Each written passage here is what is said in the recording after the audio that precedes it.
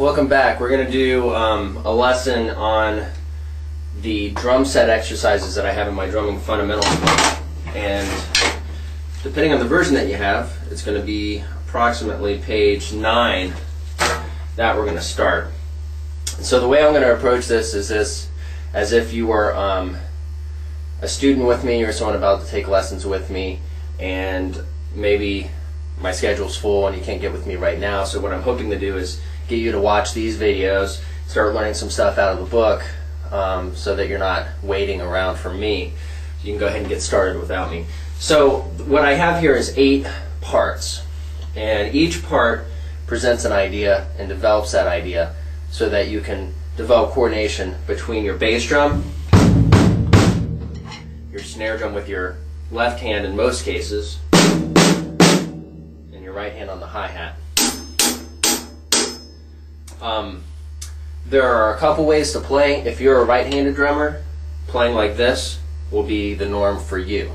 If you're a left-handed drummer, what you could do is take this and completely reverse it. Put your hi-hat on this side with your left hand crossed over, your snare drum, just leave it here, and then put your bass drum over here and use your left foot. Most of my students, I don't teach them to play that way. I'm a left-handed drummer myself, but I actually learned to play right-handed, but I'm a bit ambidextrous, so it actually helped me out. But I personally don't really care whether you choose to play left-handed purely with a left-handed setup or left-handed on a right-handed setup. Another thing that's an option for you, which a lot of my left-handed students do, is they'll play what they call open-handed, where they play the left hand on the hi-hat here, right hand on the snare drum, and they'll still use the right foot for the bass drum. So you have a few options, and if you're not sure what you want to do, I would suggest experiment with a few different things. See what's most comfortable for you and go with that. But pick one and go with it. Don't constantly mess around switching back and forth. Maybe one day when you get to a point where you need a new challenge, you can go ahead and try playing a way that's not traditional for you or usual for you. But I'm going to go ahead and play this way for our purposes right now. So the way that I have the first section set up is we're using quarter notes, and we're going to play 4 beats on the hi-hat. The X's that you see on the top represents the hi-hat. With each measure, you have those 4 X's on those notes for 4 hi-hat notes. So you have 1, 2, 3, 4. And starting out, we're going to use the bass drum, which is that bottom line. The snare drum's not going to come in until we get to number 5, so we'll deal with that in a second. But what you're going to do is you're going to play the bass drum note wherever it lines up with that hi-hat. So in the case for number 1, you have the bass drum lining up on beat 1. So every time you say 1, the count 1, or play the count 1, you're going to play the bass drum with that. So instead of just playing this, 2, 3, 4, you're going to hit the bass drum on count 1, so it'll be this. 3, 4. Or 1, 2, 3, 4. Now the way that I have this written out is my intention is I'd like for you to play each drum beat once, twice, 3 times, 4 times, and then stop with kind of a note at the end. And what you have here is a hi-hat and the bass drum together by itself. And that's kind of like, for me, like a period at the end of a sentence. It just kind of completes your thought on that beat. It will also help us learn about phrasing, which we'll talk about some other point in time. You'll notice I do have a repeat sign here just before that last note. It's the kind of the double bar line with the 2 dots there.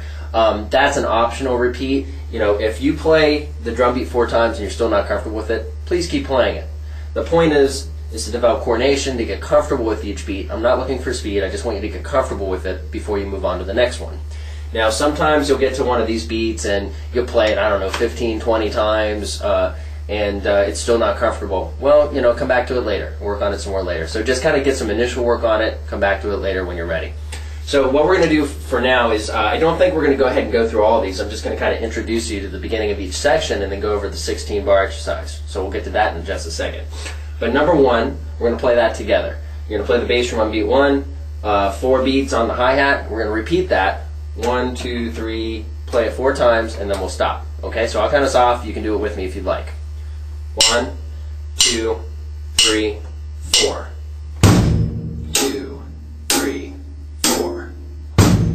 2, 3, 4.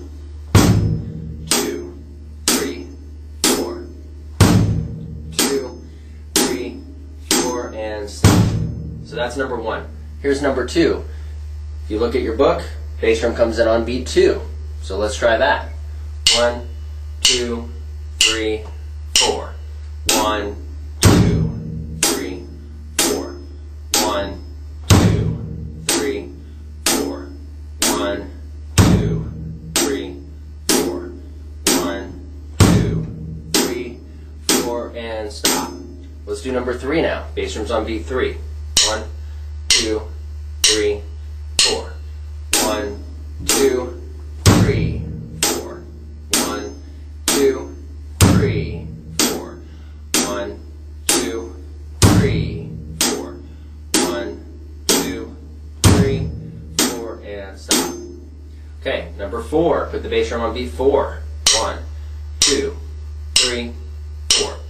1, 2, 3, 1, 2, 3, 1, 2, 3, 1, 2, 3, and stop. Okay. Now with number 5, we start using the snare drum, and the snare drum is going to be on beat 1 in this case. So we're going to set up like this. Something I might mention real briefly is some people ask me sometimes, whenever I'm playing, I'm hitting my sticks when I cross over like this. Some people just deal with it. Some other people do this, and this is what I do a lot. I'm not doing it necessarily right now, but sometimes what I'll do is I'll take my right hand and move it up a little bit. Not too much, because I don't want to feel like I'm reaching for anything, but I'll just move it up a little bit, and then I'll take my left hand and pull it back just a little bit. That way, my hands don't get caught up with each other. So, if that's an issue for you, that's what I would recommend as a solution. Another way you could play is just play open-handed, but I don't have a lot of people that play that way. Play like